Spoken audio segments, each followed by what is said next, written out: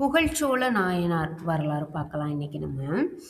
சோழவள நாட்டில் மூதூர் அப்படின்ற ஒரு கிராமத்தில் பிறந்தவர் தான் இந்த புகழ்ச்சோழர். இவர் வந்துட்டு பயங்கரமான வீரம் மிகுந்தவர். இவரை வெற்றி பெறதுக்கு யாருமே இல்லை அப்படின்னு சொல்கிற அளவுக்கு ஒரு வலிமை மிகுந்த ஒரு ஆட்சி பண்ணிட்டு வந்தவர் தான் இந்த புகழ்ச்சோழ நாயனார்.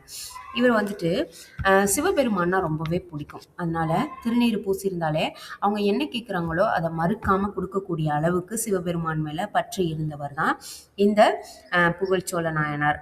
அப்போ யாரெல்லாம் வரி கொடுக்கல அப்படின்னு சொல்லிட்டு மேற்கு திசையில இருந்த சிற்றரசர்கள் அவங்க கிட்டையும் சரி, கெங்கணர்கள் அவங்களையும் சரி, எல்லாரையும் வரி வசூல் பண்ணணும் அப்படின்னு சொல்லிட்டு ஒரு மங்கள நாளா பார்த்து அமைச்சர்களோட சேர்ந்து சுற்றத்தார்களையும் அழைச்சிக்கிட்டு சோழ நாட்டில் உள்ள மறுநகரமா இருக்கக்கூடிய கருவூருக்கு புகழ்ச்சோழர் போயிருக்காரு. அப்ப பார்த்து திரு ஆணிலை கோயில் அப்படின்ற ஒரு பசுபதீஸ்வரர் கோயில் ஒன்று இருந்திருக்கு.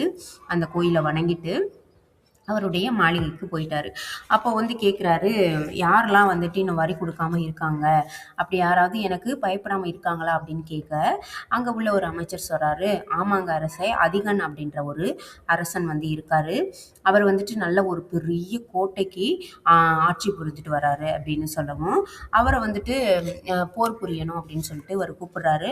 அப்போ போர் புரியுறாங்க. போர் புரிஞ்சதில் பார்த்தீங்கன்னா இந்த புகழ்ச்சோழர் வெற்றி பெற்றாரு. அப்போ அந்த போரில் வெட்டப்பட்ட தலைகளா இருக்கட்டும், அந்த அதிகனுடைய யானைப்படை, குதிரைப்படை எல்லாத்தையும் எடுத்துக்கிட்டு அவங்களுடைய கருவூருக்கு போறாங்க.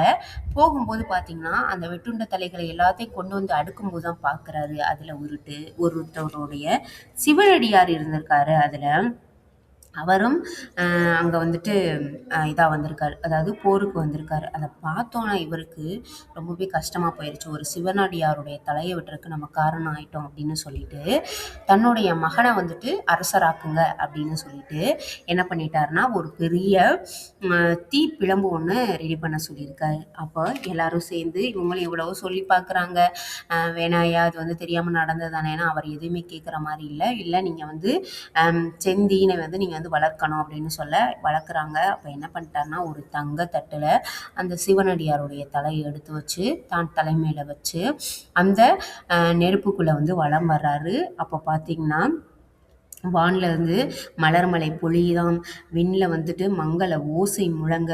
அப்புறம் என்ன பண்ணிட்டாங்கன்னா சிவபெருமானுடைய திருவடியின் கீழே இவர் எங்கும் நீக்கமர நிலைத்திருந்தார் அப்படின்னு சொல்கிறாங்க.